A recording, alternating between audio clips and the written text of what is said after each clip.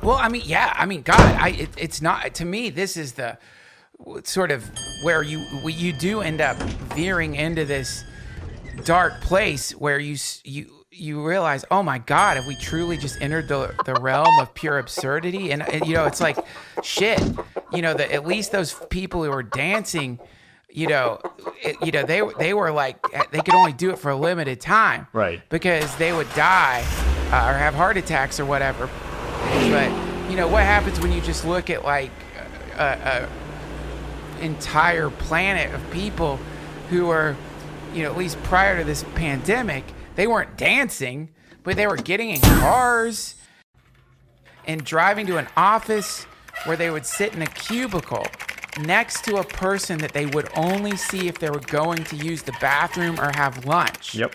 And they might, maybe a few times a week, they would have meetings where their bodies would all gather together and they would say things that they could easily have just said over a computer.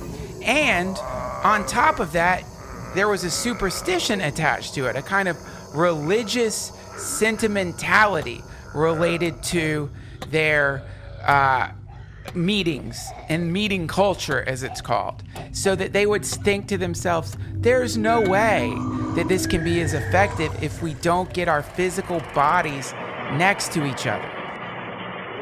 And now, at least, what we're finding is actually it still fucking works. Mm-hmm. And I don't know where the voice is. There needs to be a voice of someone being like, wait a minute.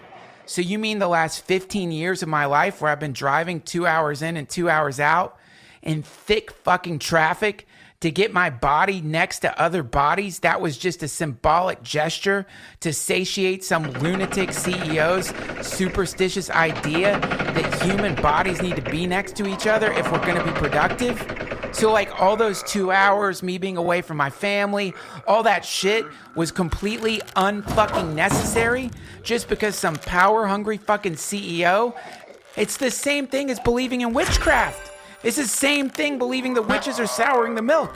Only in this case, to this day, you have, like, I think it was a Microsoft CEO lamenting the inability to have in-person meetings. And it's like that lament, that if, you wanted to hear the sound of COVID, that's what it sounds like. You know what I mean? Some fucking guy who's making $1 million, $10 million a month or whatever he's making saying, oh, I need the bodies of my workers together in the same space so they can smell my fucking pheromones as I control them.